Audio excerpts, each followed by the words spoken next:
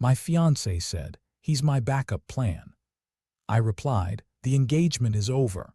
Then I packed my bags, documented every lie, met with a lawyer, and I just smiled because she had no idea her backup plan was about to serve her a restraining order. Best Reddit story original post. I am 31. My now ex-fiancée, Brittany, is 28. We were together a little over 4 years, engaged for 10 months. No kids. We rented a 2-bedroom townhouse in a mid-sized city. I work as a project engineer.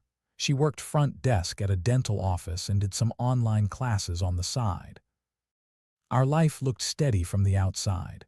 Shared bills, Netflix at night, weekend grocery runs. We were planning a fall wedding.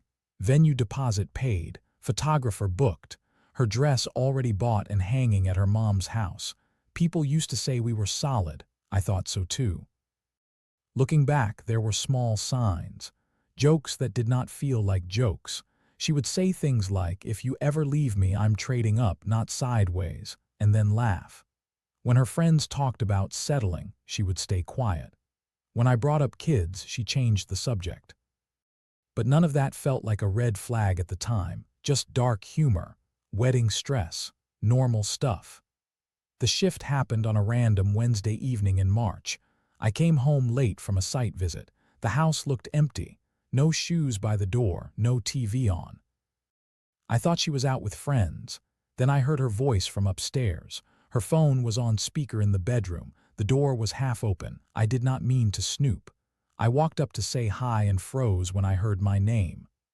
"Mom, I know he's a good man," she said. "He's stable. He's safe. But I don't feel that crazy passion. I never have. I don't want to end up alone. So yeah, I'll marry Trevor. For now. If someone better comes along later, I'll deal with it then." Her mom asked something I could not hear. Brittany laughed. "Of course I'm not telling him that," she said. "He's like my backup plan with a ring. Worst case, I still have a house, a provider, and a decent life. Backup plan with a ring." I stood in the hallway holding my work bag. My heart was pounding, but my mind was weirdly calm. It felt like cold water over my head. No shouting, no instant explosion, just a very clear thought. You are not anyone's backup plan. I stepped back down the stairs as quietly as I could. I did not walk into the bedroom. I did not confront her. Not yet. Instead, I went to the kitchen, sat at the table, and wrote down everything I had just heard. Word for word. Time, date, where I was standing. I knew it would matter later. Then I opened my laptop and started my first action. I pulled up our joint savings account, looked at the balance, looked at my separate account. I did not move anything that night. I just checked, took screenshots, saved them to a folder. And for the first time since we got engaged, I slept in the guest room without giving her a reason. Update 1: the next day I went to work like normal, packed my lunch, kissed her on the head while she drank coffee. She smiled and asked if I could pick up salad for dinner. I said sure. My voice sounded normal. It scared me how easy that was. During lunch break, I drove to the jeweler where I bought her ring. It was a half-carat diamond in a simple setting, nothing crazy. Still the most expensive thing I had ever bought. The same guy who sold it to me, Mike, recognized me. "How's engaged life?" he asked. "Complicated," I said. "I just need a copy of the receipt and I want it emailed too." He printed it, emailed it. I thanked him and left. That night I went home on time. I brought the salad she wanted. We ate at the coffee table watching some home renovation show. She talked about centerpieces. I nodded and smiled. I felt like I was watching a play. After dinner, I washed the dishes, dried my hands, then I turned off the TV. "Hey," I said, "can you pause for a second? I need to talk to you." She frowned but muted the TV. "What's up?" I sat on the armchair across from her. I kept my hands in my lap so they would not shake.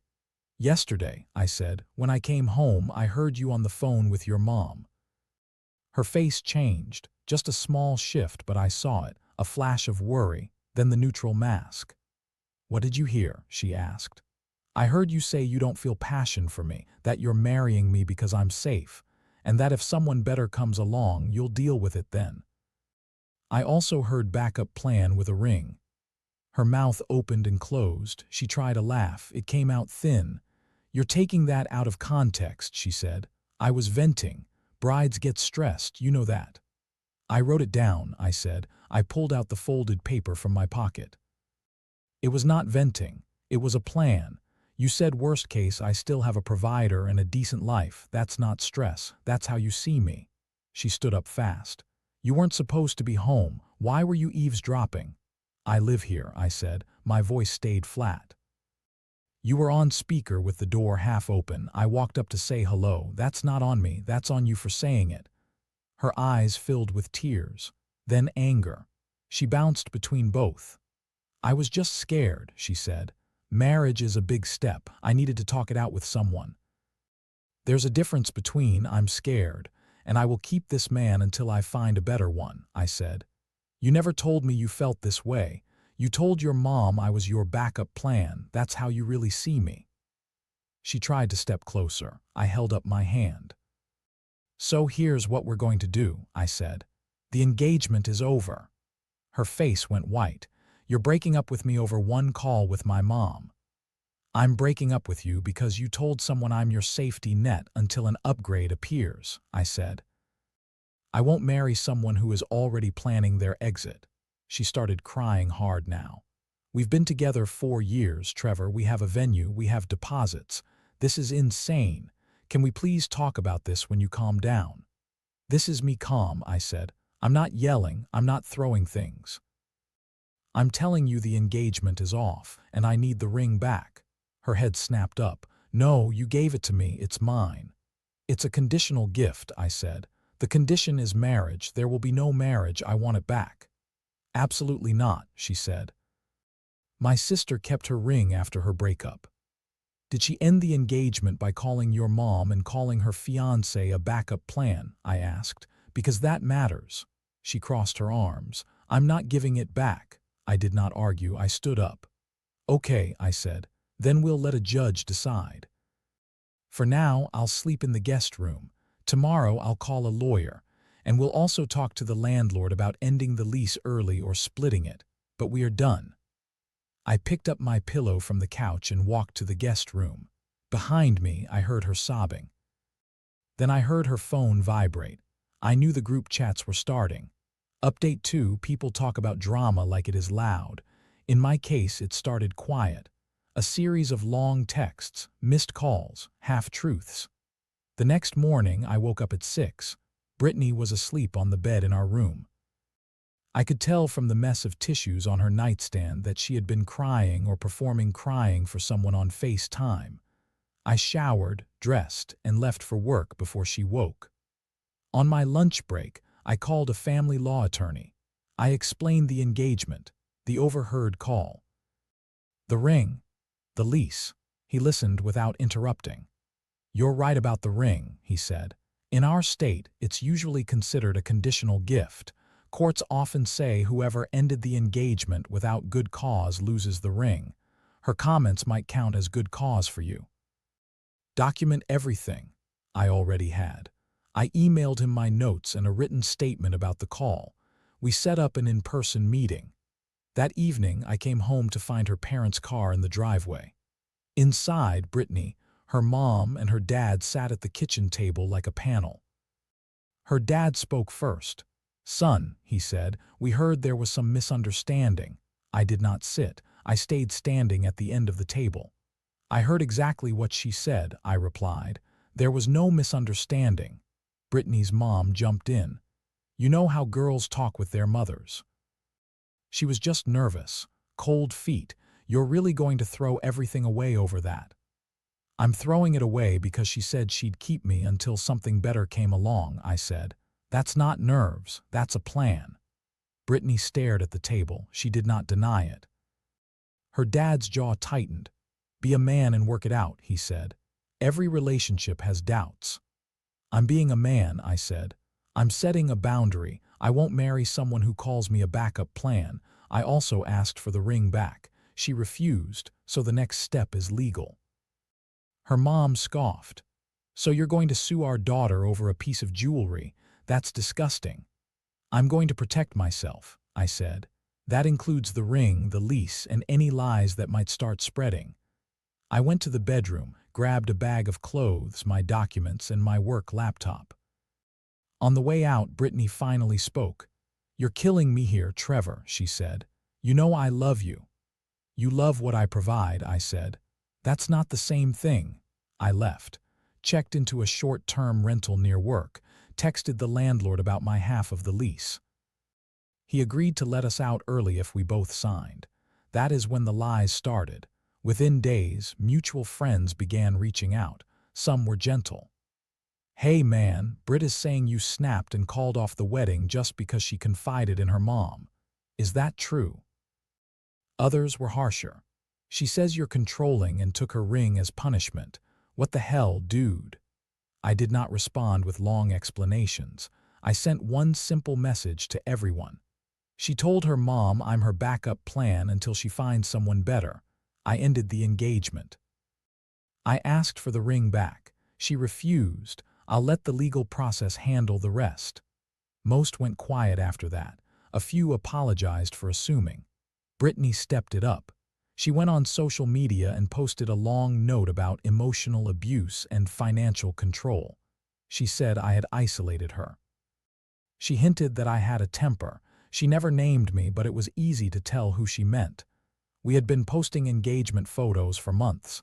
I saved screenshots, dates, comments, sent them to my lawyer. Then the stalking started. She began showing up at places she knew I went. My gym, my usual bar with coworkers, the parking lot at my job. She would approach my car as I left, crying, yelling, begging, sometimes all three. I never engaged. I locked the doors, drove away. Every time I wrote down the date, time, place, and what she did. I saved security footage when I could. One night she followed me to the grocery store, cornered me by the produce. "You can't keep ignoring me," she said. "You're ruining my life. My friends think I'm a monster. My parents are ashamed." "You did that," I said, "not me." People were watching. The manager walked over and asked if everything was okay. I said yes and left my cart. Next day I sat in my lawyer's office and asked about a restraining order. He looked over my notes, the screenshots, the texts that went from apologizing to raging to, "I'll make sure everyone knows what you did." "You have enough to ask for a temporary protective order," he said. "It may or may not be granted at first, but the pattern is clear. You also have to be ready. It will make her angrier." I nodded. I'd rather have her angry under a court order than angry in my parking lot. We filed. The judge granted a temporary order. She was served at her workplace. She texted me right after, even though the order said no contact. "How could you do this to me?" she wrote. "You're sick." I forwarded it to my lawyer. More proof. She made a long post about being blindsided by legal action. People in the comments started to ask questions. A cousin of hers wrote, "You maybe shouldn't have called him a backup plan, Britt." That comment vanished fast. The hearing for a permanent order was set for 6 weeks later. By then, I was in full control of the situation. I had moved out. I had my own bank account. The landlord had agreed to list the townhouse. The venue refund was split based on who paid. And the ring. Brittany finally brought it to her lawyer when it became clear a judge would see the receipts either way. I handed it back to the jeweler, paid off the rest of the financing, closed that Chapter 1 invoice at a time. Update 3, the hearing for the restraining order was the last time I saw Brittany up close. It was in a small courtroom. Fluorescent lights, beige walls, a bored bailiff standing by the door. I sat on one side with my lawyer. She sat on the other with hers and her parents. She looked smaller somehow, less put together. Her eyes were red. She kept trying to catch my eye. I stared straight ahead. The judge called the case. We stood.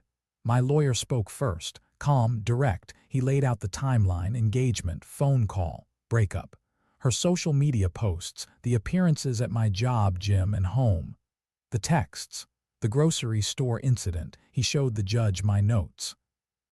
The security footage clips, the screenshots of her ignoring the temporary order. Then her lawyer spoke. They tried to paint it as a bad breakup, said Brittany was emotional and just trying to seek closure, said I had taken drastic legal measures instead of talking things out like an adult. The judge asked Brittany one simple question. Did you show up at his workplace after being served with a no-contact order? She hesitated, looked at me, looked at her hands. Yes, she said. I just wanted to talk. Did you send him texts after being served? Yes, but he didn't answer. I was upset. The judge sighed. That is the point of a no-contact order, he said, to protect someone's right not to engage. He granted a 1-year restraining order, no contact, no coming within 100 yards of my home or workplace, no third-party messages. Violations would be arrestable. Outside the courtroom, her mom glared at me. You ruined our daughter's life, she said. I looked at Brittany. She was crying into her lawyer's shoulder. Her dad stared at the floor. I just refused to be her backup plan, I said. The rest is her own work. I walked out of the courthouse into the gray parking lot. The air felt cold and clean. For the first time in months, my shoulders dropped. That night she tried to email me, begged me to reconsider the order, said she was in therapy now, said she missed me. My lawyer forwarded it to the court as a violation. The prosecutor gave her a warning. Next time, they said, it would be charges. After that, she went quiet. Final update, it has been 18 months since I heard the words backup plan with a ring through a half-open bedroom door. The restraining order ran its course. There were no more violations after that last email. No surprise visits. No parking lot scenes. She moved back in with her parents for a while, then into a small apartment across town. From mutual friends, I hear pieces. She left the dental office after they got tired of personal drama spilling into work. Tried an office job. Lasted 3 months. Now she works part-time at a clothing store and does gig work online. Her family still blames me in some ways, but less loudly now that time has passed. The guy she had once referred to as someone better never actually showed up. There were some dates. A short relationship with a coworker who ended it when he saw how intense she could get. Nothing stable. My life is quiet and I like it that way. I bought a small condo about 20 minutes from my old place. 1 bedroom, sunlight in the mornings, plants I try not to kill, I cook, I lift. I go to work and come home, and the only drama in my life is whether my team hits our deadlines. About 8 months ago, I met someone new. Her name is Dana. She is 30. She works as an occupational therapist. Divorced once. Knows what a bad partnership looks like and what a good one needs. On our 3rd date, I told her the short version of the story. She listened without interrupting. When did you know it was really over? She asked. When I heard her say backup plan, I said. Something clicked off in me. Dana nodded. Good, she said. You should never be anyone's safety net while they look for a trampoline. We both laughed. It was the first time I laughed about it instead of just telling it like a police report. I still keep a folder on my computer with all the old evidence. Notes, screenshots, court documents. Not because I plan to use them again, but because they remind me of 2 things. 1, I am not crazy. It did happen. I heard what I heard. I saw what I saw. 2, I walked away. Sometimes my younger cousin asks about it. He is 22 and sees everything online. Is it true you got a restraining order on your ex? He asked once. Yeah, I said. Was it worth all that trouble? He asked. I thought about the nights in the guest room. The parking lot visits. The courtroom. The way my chest feels now when I unlock my door and know no one is waiting to ambush me. Yeah, I said. I'm not a backup plan. That's worth trouble.